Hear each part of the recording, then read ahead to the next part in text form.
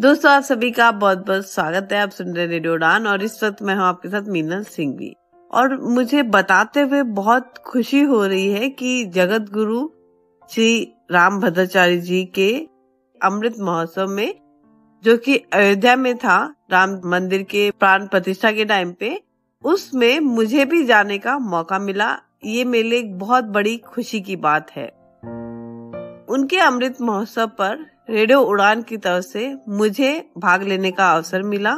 इस शुभ अवसर पर मैं वहां पर मौजूद थी और वहां का जो माहौल था उसको मैं शब्दों में बयान बिल्कुल नहीं कर सकती, कोई भी नहीं कर सकता। बहुत ही मुश्किल है उनको शब्दों में बयान करना, क्योंकि वो जो उत्साह था लोगों में, वहां की जो साज सज्जा थी और वहां जो व्यवस्था थी, उसको देखकर जो खुशी और जो फीलिंग मुझे हो रही थी, मुझे लगता है कि ऐसी ही फीलिंग उस वक्त हुई होगी वहां के लोगों को, जब राम जी अपने 14 साल के वनवास के बाद जब अयोध्या लौट रहे थे। वही फीलिंग मुझे वहां पर महसूस हो रही थी। वाकई में इतना खुशनुमा माहौल था वहां पर। एक तरफ तरह तरह की झांकियां लगी थी और दूसरी तरफ 1008 कुंडीय महायज्ञ चल रहा था। दोपहर में जहां गुरुजी की राम कथा चल रही थी, वहीं पर शाम को अलग अलग भजन सिंगर के द्वारा भक्ति का जो माहौल था, वाकई में बहुत ही ज्यादा खुशनुमा और बहुत ही ज्यादा अच्छा माहौल, मतलब एक जोश जो था लोगों में, वो वहां देखने को मुझे मिल रहा था। बहुत ही व्यवस्थित आयोजन था वहां का। गुरुजी के 75वें अमृत महोत्सव पर पूरे देश से 75 डिसेबल्स को बुलाया गया था संवाद के लिए, और उस 75 लोगों में मैं भी शामिल थी। तो चलिए, सबसे पहले मैं आपको बता देती हूँ कि गुरुजी जब आए थे वहां पर, तो उनके जो स्वागत में वहां पर जो शोर शराबा था और वहां पे गुरुजी ने हमसे क्या बात की। थोड़ी सी साउंड क्वालिटी की प्रॉब्लम है, थोड़ी सी आवाज कम है वहां पर, गुरुजी की बहुत कम आवाज आ रही थी। लेकिन चलिए, फिर भी हम आप थोड़ा सा हेडफोन लगा के ट्राई करिएगा सुनने की, तो शायद इतनी ज्यादा दिक्कत नहीं आएगी। मैंने थोड़ी सी लाउड की है वॉइस को, बट फिर भी थोड़ा सा मुश्किल है सुन पाना, बट आप ट्राई जरूर करिएगा। उन्होंने 2 बात की है हमसे, आशीर्वाद दिया है हम सबको, तो आप हेडफोन लगा के सुनने की जरूर कोशिश करिएगा। तो चलिए सुनते हैं वहां का माहौल, गुरुजी का स्वागत और गुरुजी को।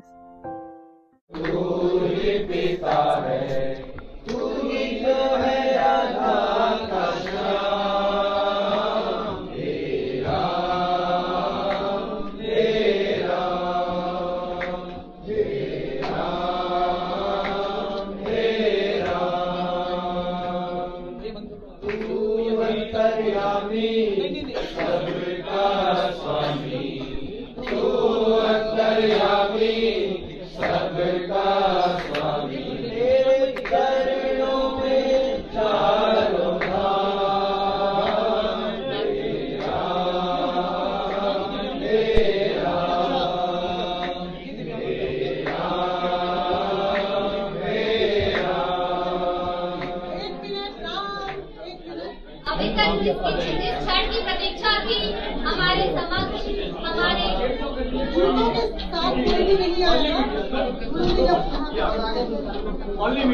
अभी तक जिस क्षण की हमें प्रतीक्षा थी,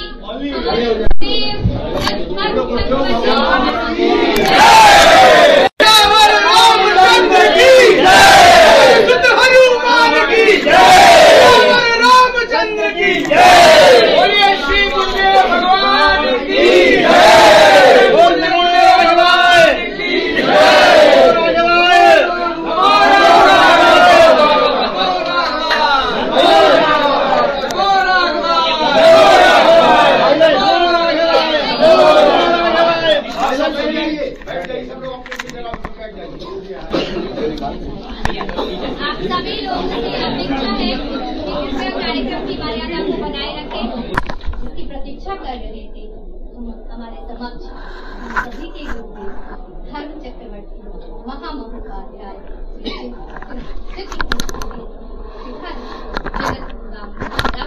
रामानंदाचार्य जी आप सभी के समक्ष बैठे हुए हैं। अब मैं बताना चाहूंगी हमारे समक्ष हमारे सभी दिव्यांग बंधु भगिनी जिसमें अलग अलग प्रांतों से आए हुए उनको बुला लो यहाँ संवाद। हमारे समक्ष गुरुदेव विभिन्न प्रांतों से सभी सज्जन दिव्यांगजन उपस्थित हैं आपके आशीर्वचनों के लिए। मैं जल्दी से सबका नाम लेती हूँ, आपकी तरफ बढ़ूंगी। भूपेंद्र त्रिपाठी जी गुजरात से हैं, सोनल दुबे जी उत्तर प्रदेश से हैं, प्रदीप गंगवार जी उत्तर प्रदेश से हैं, प्रीति मिश्रा जी उत्तर प्रदेश से हैं, राजेश शर्मा जी दिल्ली से हैं, हरीश गुलाटी जी दिल्ली से हैं, दयाल सिंह पवार जी दिल्ली से, शिवम जी उत्तर प्रदेश, अभय शर्मा जी उत्तर प्रदेश, अकबर ताज जी उत्तर प्रदेश, नीतू जैन जी मध्य प्रदेश, डॉक्टर HP तिवारी मध्य प्रदेश, सुनील कुमार जैन मध्य प्रदेश, रवीश दिनकर जो जिनके कंधों पर गुरुदेव आपने ये दायित्व दिया था, सभी लोगों के साथ यहाँ समक्ष उपस्थित है उत्तर प्रदेश से।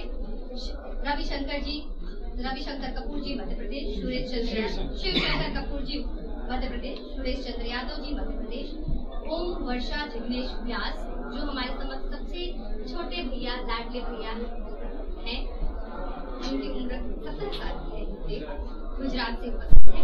हरिओम पंडित जी मध्य प्रदेश, जयश्री पंडित जी मध्य प्रदेश, रघुवीर शरण श्रीवास्तव जी मध्य प्रदेश, उदय चौहान जी दिल्ली से हैं, हरीश चंद्र जी दिल्ली से है, देवरानी ठाकुर जी गुजरात से है, उत्तम जाट मातंकर जी छत्तीसगढ़ से, भजन पटेल जी मध्य प्रदेश से, राजेंद्र कुमार बेहरा जी छत्तीसगढ़ से, हरिश्चंद्र जयसवाल जी मध्य प्रदेश से, भावना नागपाल जी दिल्ली से,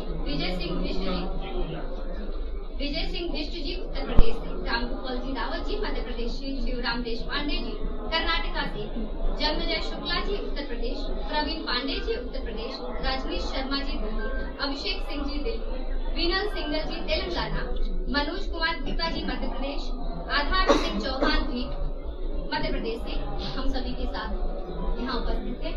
गुरुदेव आप सभी विभिन्न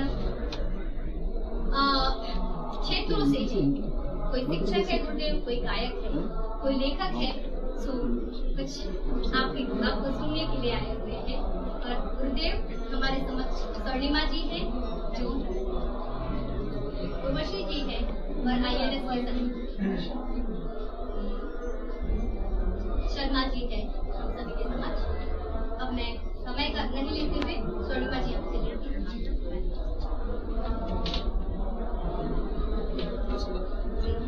नीला मुर्शा, मैं सबसे चाहूंगी कि आप साथ में सब बोलेंगे तो बहुत अच्छा लगेगा। नीला मुर्शा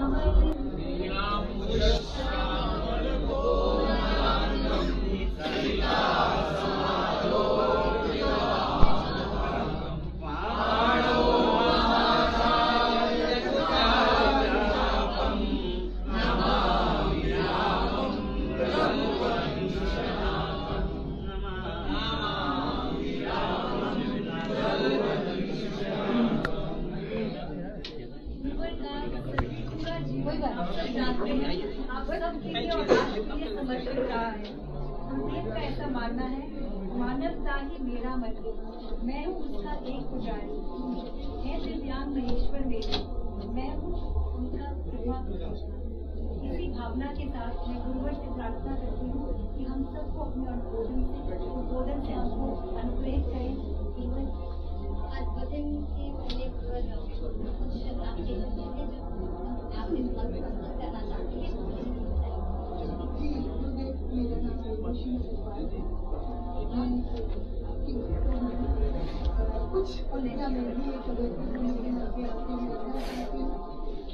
के लिए मैंने कुछ पंक्तियां यूँ लिखी है कि मानस गीता कंठ में वेदों का है ज्ञान, धन्य आपकी महिमा और धन्य है पद चिन्हों पर बस चले यही हिया की चाह, प्रज्ञा चक्षु आपके दिखलाते हैं आपके। और एक अंतिम दोहा कि राम कृष्ण के नाम पर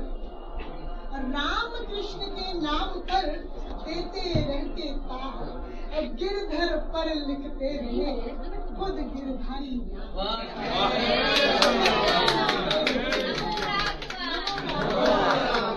और 4 पंक्तियां ऐसे कहूंगी कि एक अक्षय आलोक भरा है गुरुदेव जी के लिए, आप सभी के हवाले से। एक अक्षय आलोक भरा है, तेरे भीतर प्रेम बसा है, दिव्य मंत्र सा तेरा चेहरा, चेहरे पर संवाद उठा। और गुरुदेव, मैं आपकी नली की भक्त उर्वशी अगुना चुनी एक कवियत्री हूँ। मेरे साथ साथ यहाँ पर प्रांगण में सभागार में मौजूद है कुछ कवि लेखक, जैसा कि मेरी बहन शिप्रा जी ने कहा है। तो मैं आवाज लगाकर उसमें सबसे प्रिय, सभी प्रिय है, कवि अकबर ताज को अभी 4 पंक्तियों से ज्यादा कोई आगे ना बढ़े, जो भी सबसे आपकी प्रिय पंक्तियां हैं वो आप समय का ध्यान, समय का 4 पंक्ति सिर्फ गुरुदेव के चरणों में मैं अकबर ताज ये 4 पंक्तियां रखना चाहता हूँ। 4 पंक्तियां देना चाहता हूँ गुरुदेव, नमन करते हुए आपको के मुझे तू राम के जैसा या फिर लक्ष्मण बना देना, मुझे तू राम के जैसा या फिर लक्ष्मण बना देना, और सिया के मन के जैसा मन मेरा दर्पण बना देना, मुझे अंधा बनाना है तो मुझको गम नहीं इसका, मेरी संतान को भगवन मगर श्रवण बना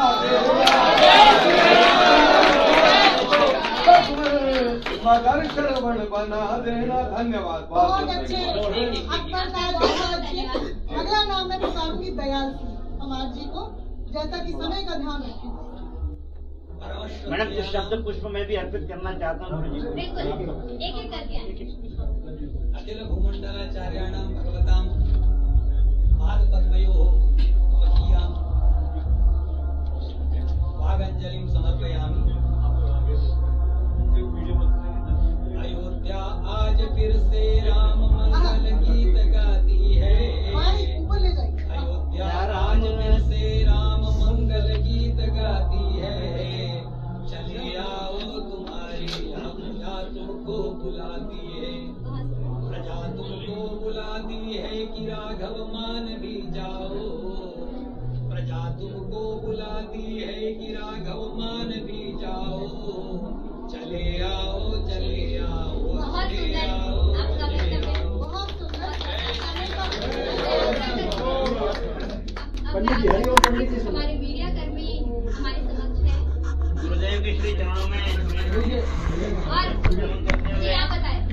शब्द पुष्प अर्पित कर रहा हूँ कि मानवों में सर्व पूजित है सर्वथा आप ही, मानवों में सर्व पूजित है सर्वथा आप ही, क्या गाँव में गाता गुरुदेव आपकी। ये अमरवाणी है।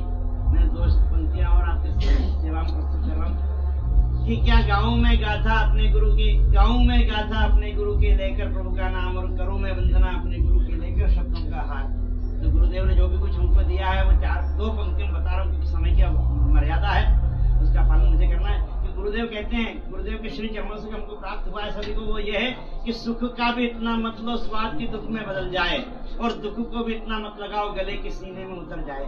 उचित का स्वाद लो, राम का सार लो, और राम और कृष्ण के मर्यादा और कर्म भक्ति को अपने जीवन में अपना लो, यही लगाएंगे नैया पार तुम्हारी। गुरु तुम सपने ऊंचे हो, गुरु तुम सपने ऊंचे, आपके सब सपने ऊंचे।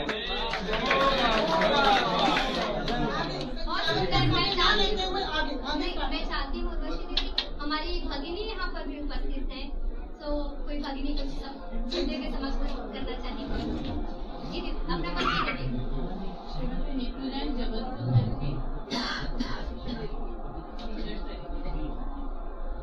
मैंने अपनी हृदय वेदिका पर गुरुवर तुमको बिठाया है, जीवन के हर क्षण हर पल में गुरुवर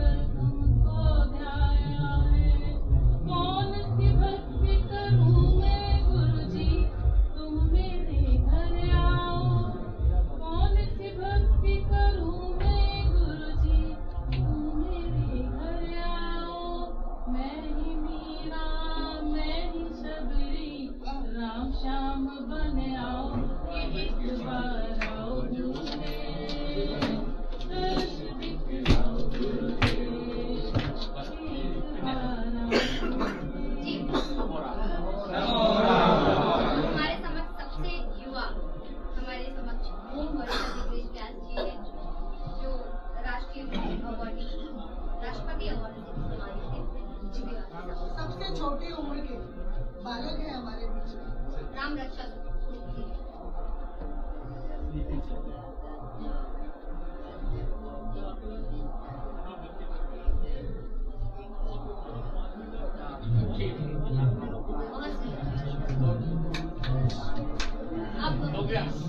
इसको सुनने के लिए हम सबसे व्याकुल हैं। हम केवल से आग्रह करेंगे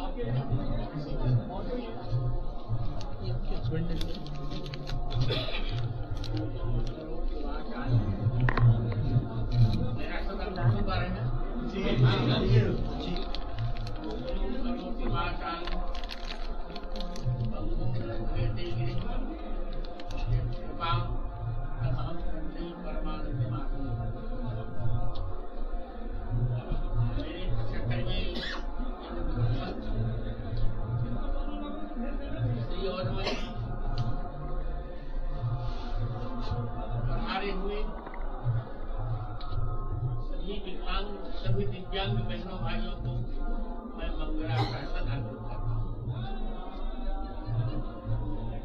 दो बातें कहना चाहता हूँ। मैंने स्वयं अपने जन्म के 2 महीने पश्चात ही अपने नेत्र की ज्योति खो दी थी, पर इतना काम किया 5 वर्ष में गीता की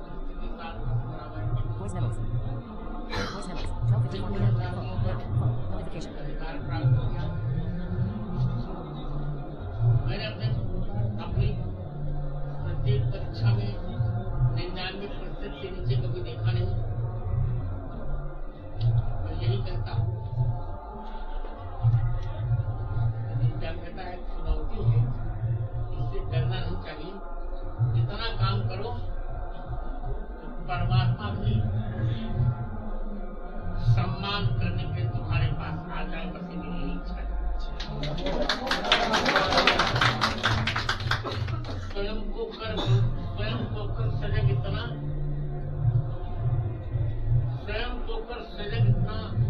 प्रति सौभाग्य के पहले प्रभु साधक से ही पूछे, बता तेरे समीरा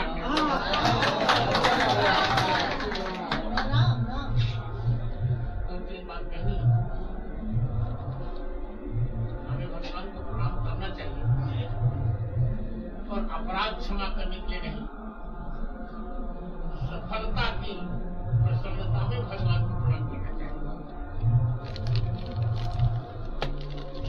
गलती करके प्रणाम करना, पिता को गलती करके प्रणाम करे तो अच्छी बात है। पिता सफल होकर सफलता के लक्ष्य में पिता को प्रणाम करे पुत्र, तब वह वास्तविक पुत्र है। तो हम दिव्यांग है, हमें इतना काम करना पड़ेगा। इस कार्य को सम्मान करने के लिए भगवान हमारे पास आए, हम भगवान के पास न जाए।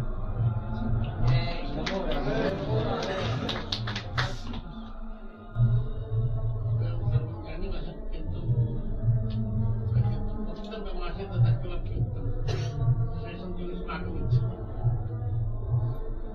मैं आगे ही कह रहा हूँ,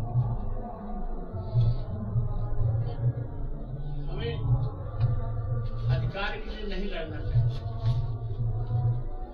कर्म इतना अच्छा कर्म करें, अधिकार स्वयं हमारे पास आ जाए।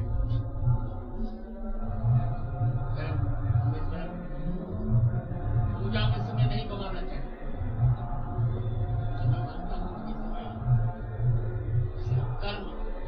कर्म करते करते पूजा का समय हमको नहीं मिले, वही समय जान लो कभी अभी आज पूजा पूरी आप लोग मान गए हैं। सबको आशीर्वाद, सुकर्मणा तुम अभ्यर्थी सिद्धि जन्नति मानव। अपने कर्म से भगवान की पूजा कीजिए, मेरा यही आशीष है। और अब और कार्यक्रम करिए, और आप वहाँ जाकर पूजन पाइए मेरे यहाँ चकाचक। आज मेरी कथा भी सुनिए।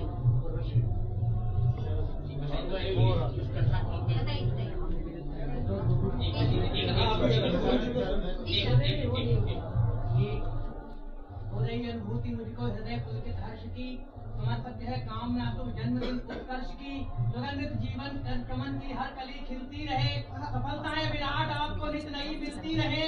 रहे जगमग धरा रोशन आपके आदर्श की और हो रही अनुभूति मुझको। गरिमा बनाते हुए गुरुदेव जी ने अपने आशीर्वचन दे दिए हैं। अब हम गुरुदेव से प्रार्थना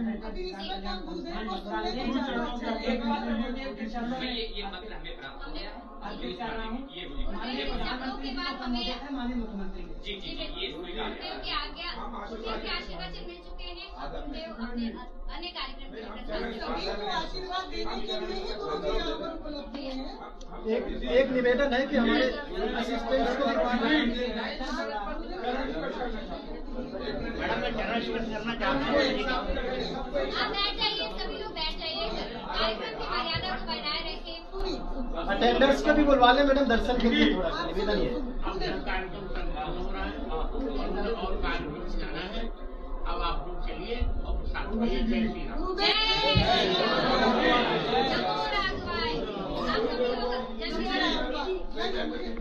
आप सभी लोग की तरफ से गुरुदेव पूजन की रस्सी बनाई दी गई है। सब लोग हाथ जोड़े और ये पंक्तियां दोहराएं। बिल्कुल आप लोग अपने अपने स्वर को साथ रखें। दीदी हम ये देना चाहते हैं। आप सभी लोग बैठे रहे। दीर्घायु हो, पूर्णायु हो, आप शतायु हो। दीर्घायु हो, पूर्णायु हो, आप शतायु हो। आप बात कीजिए, वो बाहर ही आ रहे हैं। तो गुरुदेव प्रस्थान कर चुके हैं। उनके कार्यक्रम में आप सभी की तरफ से शुभेच्छा ऑलरेडी कोई भी गलती हो गई हो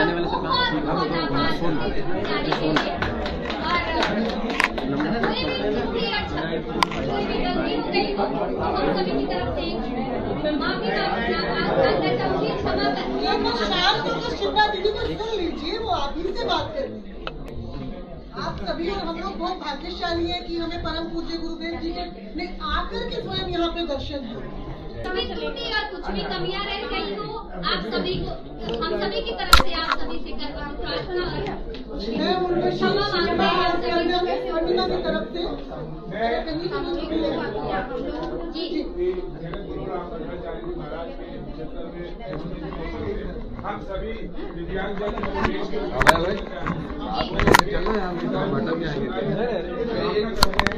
प्रार्थना पहुंच चुकी है ऑलरेडी। दूसरी उन्होंने स्वीकार किया है। दूसरा कैसे एक बात बस लास्ट के लिए कि हम सभी यहाँ आए और हम सब दर्शन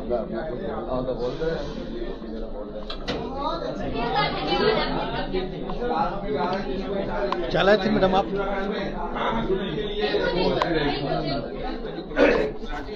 हाँ सर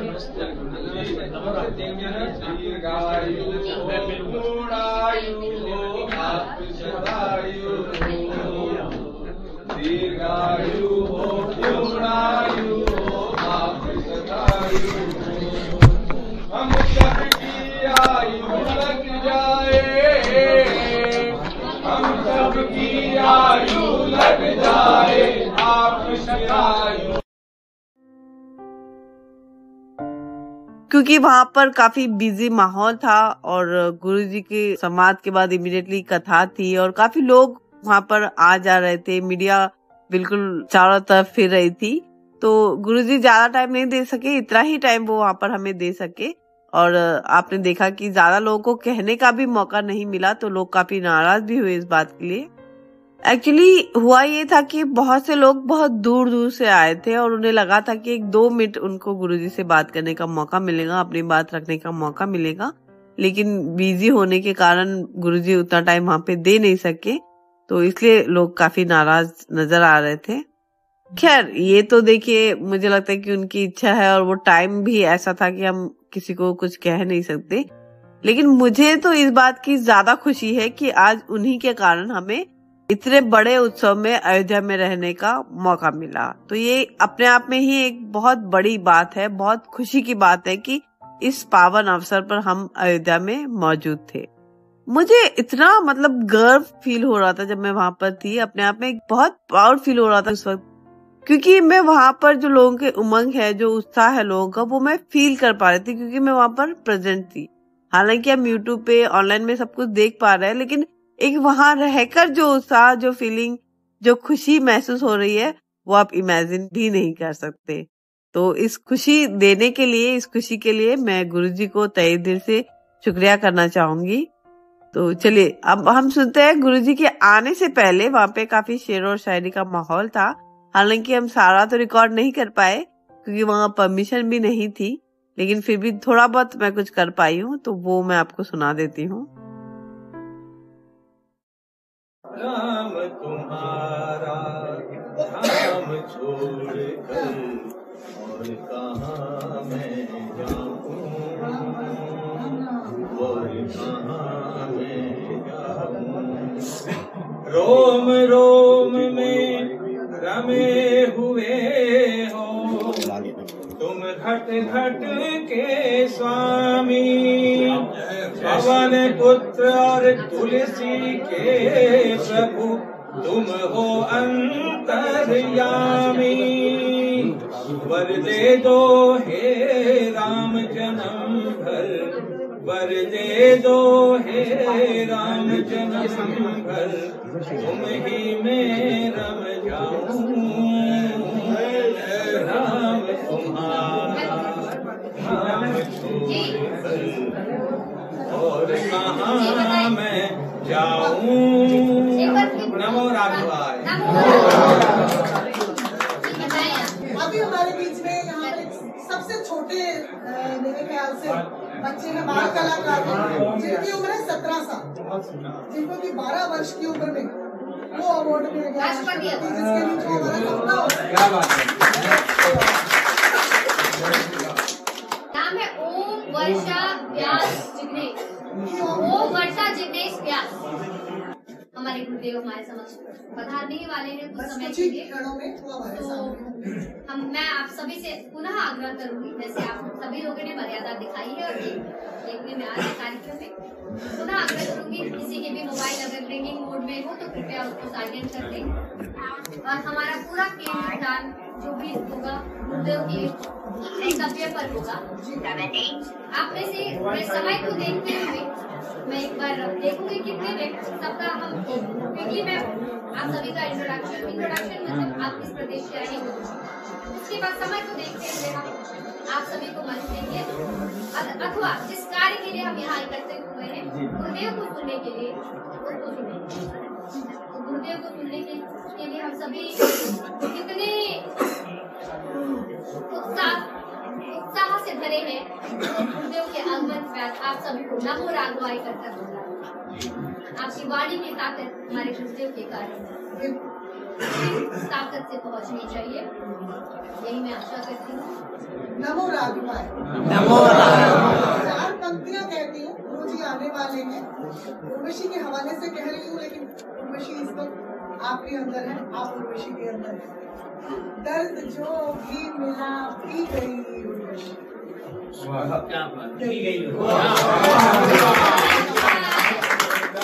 राघवाय। तो हम अभी सब नाम हमारे अंदर, राम ही का नाम हम ले रहे हैं, उच्चारण भी वही है। जग में सुंदर है दोनों, चाहे कृष्ण कहो या राम, बोलो राम राम राम, बोलो राम राम राम। जग में सुंदर है दोनों, चाहे कृष्ण कहो या राम, बोलो राम राम राम, बोलो राम श्याम श्याम। माखन ब्रिज में एक चुराए, एक बेर भिलनी के खाए। माखन ब्रिज में एक चुराए, एक बेर भिलनी के खाए। प्रेम भाव से भरे अनोखे, प्रेम भाव से भरे अनोखे, दोनों के हैं गान।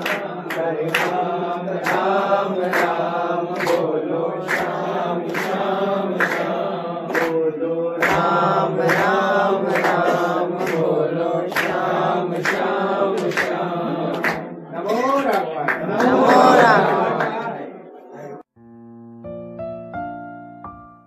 ये थी कुछ शेरो शायरी।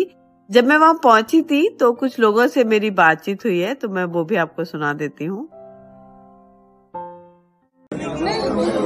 अंतर्यामी है, जानी जान है, उन तक आपकी भावनाएं पहुंच चुकी हैं। क्योंकि अगर एक एक इंसान पर्सन को मौका देंगे तो कुछ आपको क्या लगे रहेंगे ना, पूरे प्रोग्राम्स का वो करना है, सब कुछ वही तो कर रही है ना। उसमें लाखों लोग यहाँ पे आएंगे, सब उनसे पुराने की बात करना चाहते हैं। वो कम से कम 1000 वर्ष हो जाएंगे अगर मौका देना चाहिए। अभी है हमारे को फिर से मौका। वो बहुत प्यारी है, मैंने बहुत खुशी हुई। रेडियो पर कभी आप मुझे भी आप अपना परिचय दीजिए। जी, मेरा नाम उर्वशी है, मैं शबरी राम की और रथ करे पांचाली की लेखिका हूँ और दिल्ली में रहती हूँ। प्रभात प्रकाशन मेरा घराना है। गुरु जी से कैसा परिचय? गुरु जी मैं यहाँ संचालन करने आई हूँ, बस उनके श्री चरणों में श्री राम के आदेश। बहुत बहुत अच्छा लगा आपसे मिलना, सबसे सुंदर आप बिल्कुल। Thank you so much, thank you. कैसे हैं? छत्तीसगढ़। कैसा लगा आपको? अच्छा लगा, अच्छा लगा। रेडियो उड़ान के बारे में सुना है? हाँ, सुने। रेडियो उड़ान का भी कार्यक्रम भी था, ऑनलाइन आता है, ऑनलाइन दिव्यांगों का आता है। चले आप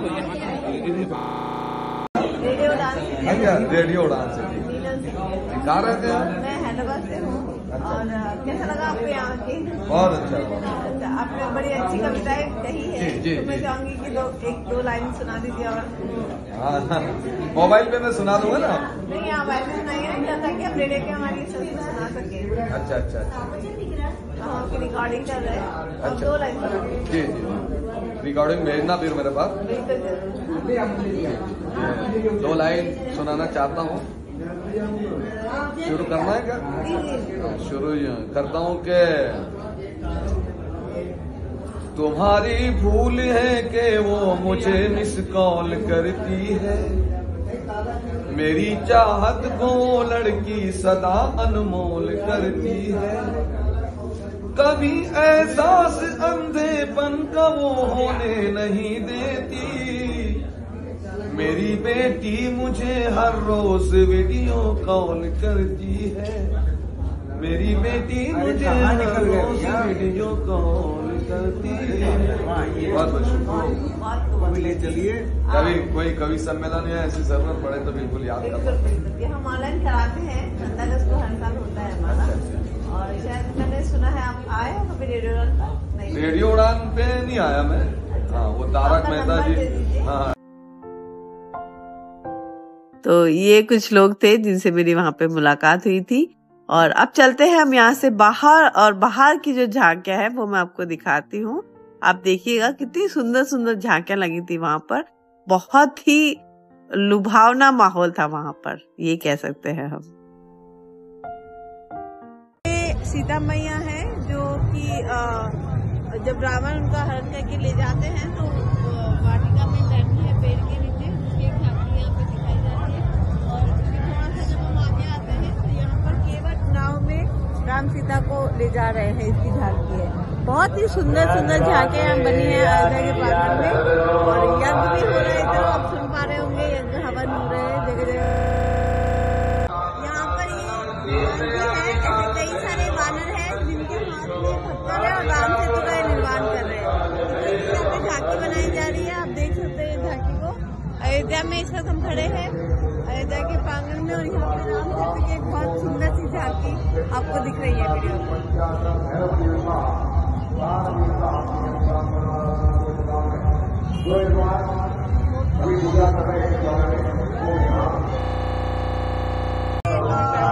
है जो आपको दिख रही है, जब राम वनवास में ले गए थे तो इस तरीके से झोपड़े में वो रह रहे थे जगह जगह पर। और यहाँ पर एक रावण आया है, जब सीता जी को हरण करने के लिए वो आता है। वो सीन है कि रावण बाहर खड़े हैं और सीता जी अंदर से आके उनको भिक्षा अर्पण कर रहे हैं। तो रावण की जब हरण करते हैं उस वक्त ये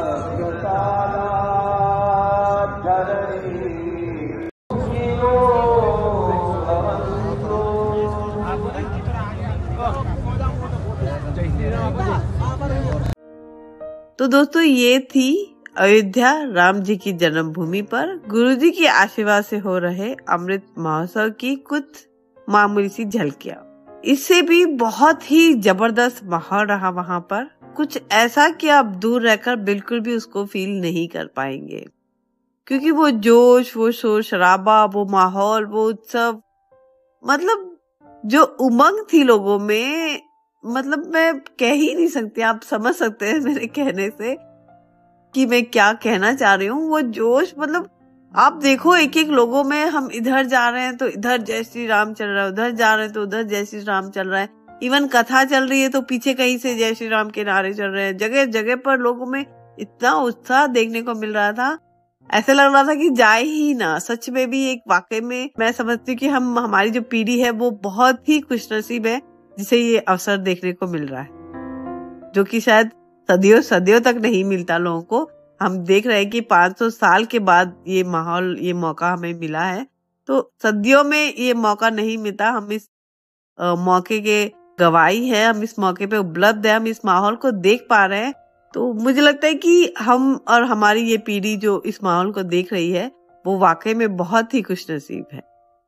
मुझे लगता है कि मेरी लाइफ का सबसे अच्छा डिसीजन रहा होगा जब मैंने ये डिसाइड किया कि हाँ मुझे अयोध्या जाना है।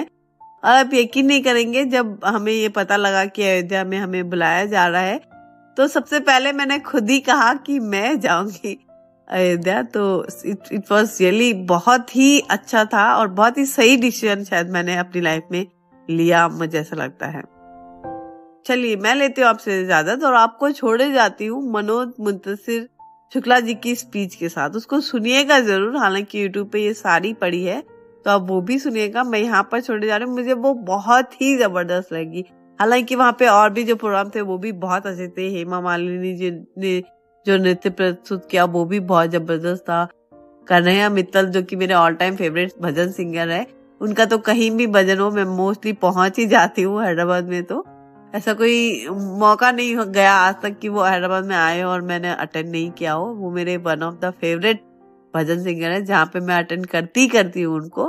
तो वो भी यहाँ पर आए थे शुभ अवसर पर, तो उनका भी भजन जो था वो बहुत ही जबरदस्त था, उसको भी आप सुनिएगा।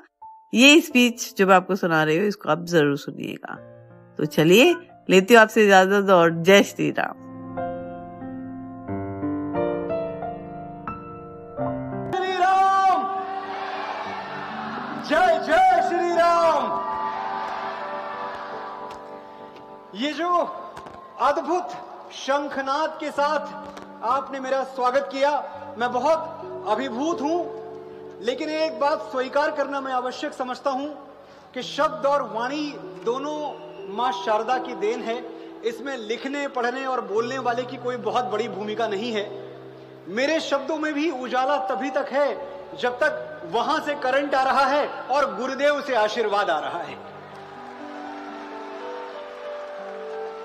तारीफों के लायक ना शोहरत का हकदार हूं, सारी बिजली राम की मैं तो केवल तार हूं। मैं देख रहा हूं भगवान श्री राम की प्रजा ने ये पूरा दरबार, राम का दरबार भर दिया है।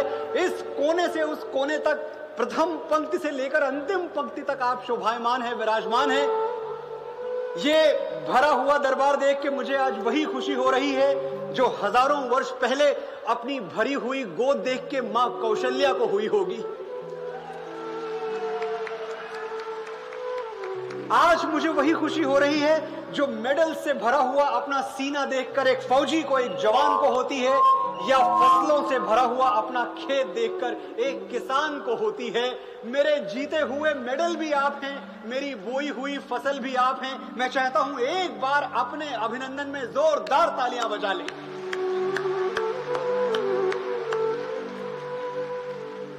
अच्छा, ये तो हम सबको पता ही है कि जहां भी श्री राम का यशगान हो रहा होता है वहां किसी न किसी रूप में बजरंगबली अवश्य विराजमान होते हैं। तो बजरंगबली इस सभागार में जहां भी हैं, आपको नमन है। सिंदूर तन पे मल के ज्वाला से जगमगाएं, कानों के दोनों कुंडल तारों से झिलमिलाएं। संभव नहीं हमारे ये पांव लड़खड़ाएं, थामे हुए हैं हमको हनुमान की भुजाएं। पवन पुत्र हनुमान की। अच्छा, सौभाग्य देखिए मेरा, आज मैं कहां खड़ा हूं, कहां बोल रहा हूं। पद्म विभूषण आदरणीय जगत गुरु, धर्म ध्वजा वाहक, धर्म चक्रवर्ती, मेरे गुरु युग तुलसी श्री राम भद्राचार्य जी यहां शोभायमान है।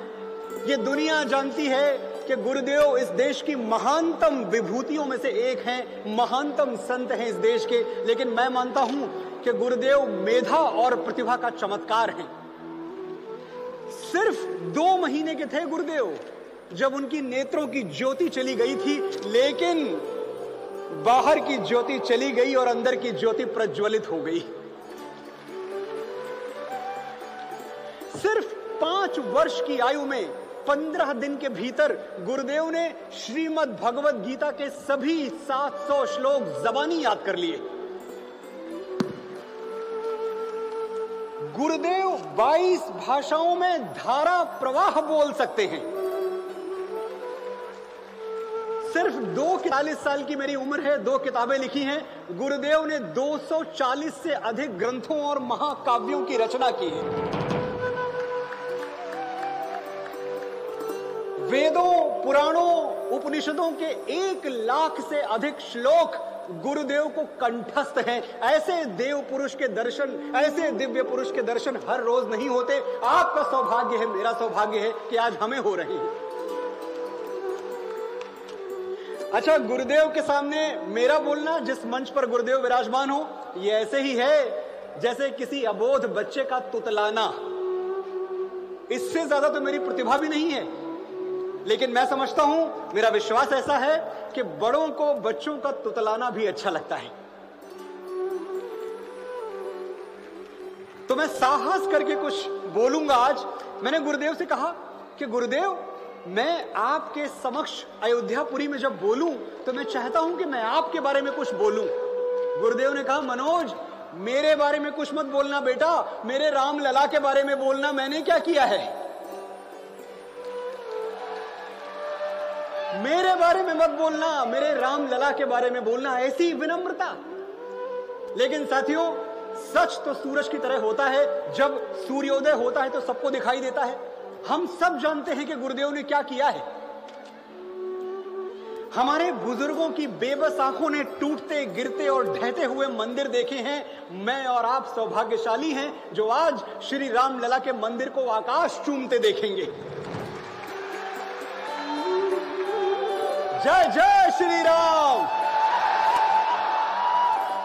सिर्फ कुछ घंटों बाद रामलला की प्राण प्रतिष्ठा होने वाली है, और ये शुभ अवसर हमारे जीवन में आता ही नहीं अगर 20 साल पहले हमारे आदरणीय गुरुदेव ने ये सिद्ध न कर दिया होता हाई कोर्ट में कि सरजू का ये किनारा रामलला की जन्मभूमि है, किसी आबर बाबर डाबर गाजर की मस्जिद नहीं।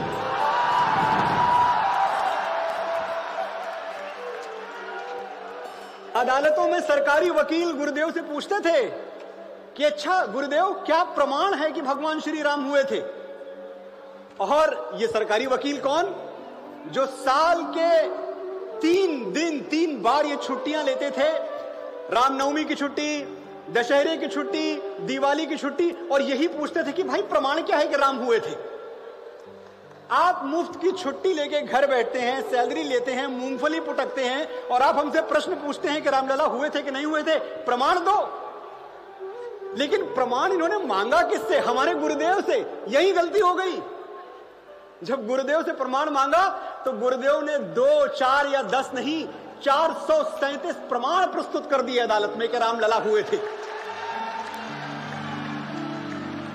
अथर्ववेद खोल के रख दिया अदालत में। 8 चक्रों और 9 द्वारों वाली अयोध्या देवताओं की पुरी है, जहां प्रभु श्री राम का अवतार हुआ था। अथर्ववेद से गुरुजी ने दिखा दिया।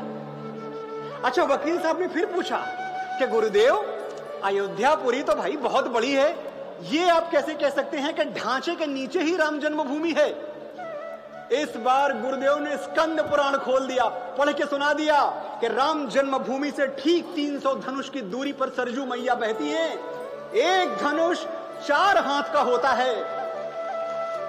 यहां एक से एक विद्वान बैठे हैं, जीपीएस डेटा के जानकार बैठे हुए हैं। कैलकुलेट करके देख लीजिए, आज भी राम मंदिर और मां सरजू के बीच वही दूरी है जितनी गुरुदेव ने स्कंद नवा दे। ये सरजू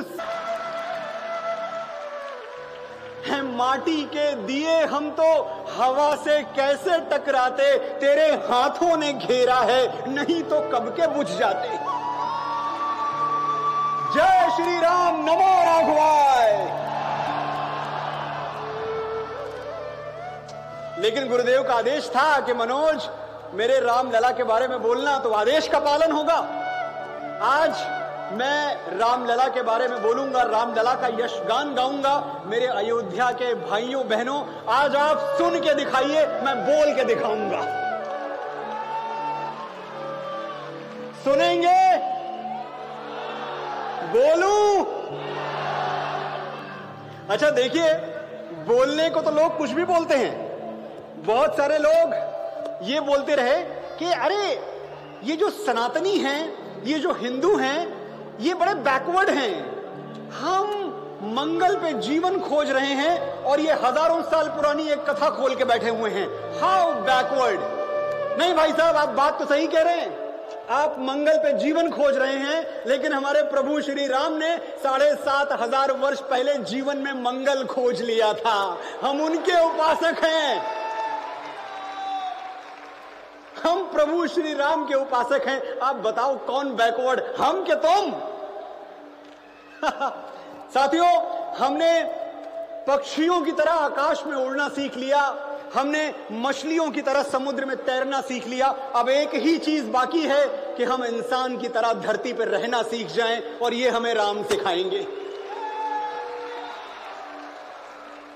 अगर हमें विश्व गुरु बनना है, अगर हमें अपने समग्र रूप में आना है, अपना फुल पोटेंशियल छूना है साथियों, तो आज भी हमारे पास राम से बड़ा मॉडल नहीं है और रामायण से बड़ा कोई फॉर्मूला नहीं है।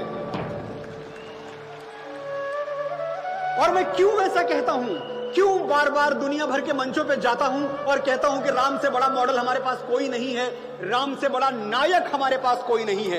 एक बार आपको रिकैप देता हूं, कौन है श्री राम?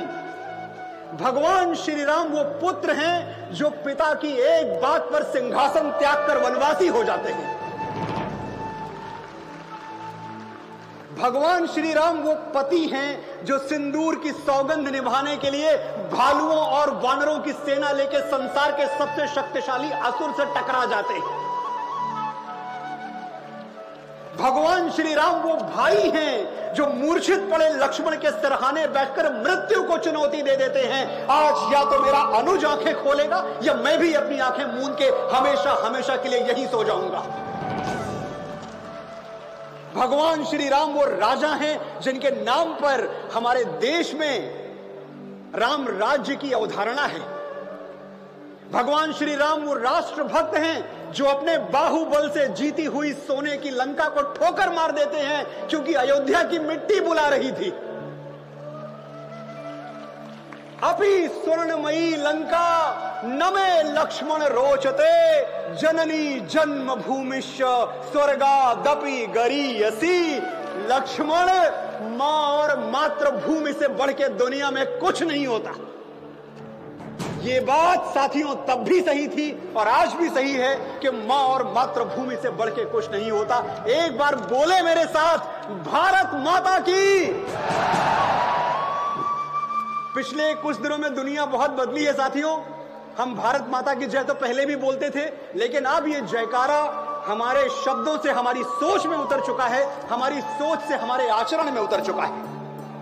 अब हमारे लिए स्वाभिमान का मतलब है अपनी मां भारती का अभिमान। अभी थोड़े दिनों पहले एक छोटा सा देश है मालदीव्स, उसने हमारे देश के बारे में कुछ अशोभनीय टिप्पणियां कर दी और हमने क्या किया, 24 घंटे के अंदर मालदीव्स का हुक्का पानी बंद कर दिया। उनकी टूरिज्म इंडस्ट्री पर इतना बड़ा ताला लटका दिया हमने। हम बड़े सीधे साधे भोले वाले लोग हैं भाई, लेकिन हमारे राम के बारे में और हमारे देश के, तो राम कसम कह रहे हैं, बोलने लायक नहीं छोड़ेंगे तुमको। भारत मां तेरी माटी तेरा आदेश पहले, दुनिया के सारे सुख पीछे हैं, मेरा देश पहले, गुरुदेव ने सिखाया है हमको। जय जय श्री राम। और ये लोग, ये मुट्ठी भर लोग जो आज तक राम और रामायण के इस देश को समझ नहीं पाए, आज मैं अयोध्यापुरी में खड़ा हूं। अगर आपका आदेश हो तो पूरी दुनिया को हम भारतवासियों का परिचय दे दूं, मैं बता दूं कि हम हैं कौन। आदेश है, देखो हमारी ओर, पहचानो हमें, हम वही हैं जो बाण भेद के धरती से धारा निकाल दिया करते थे।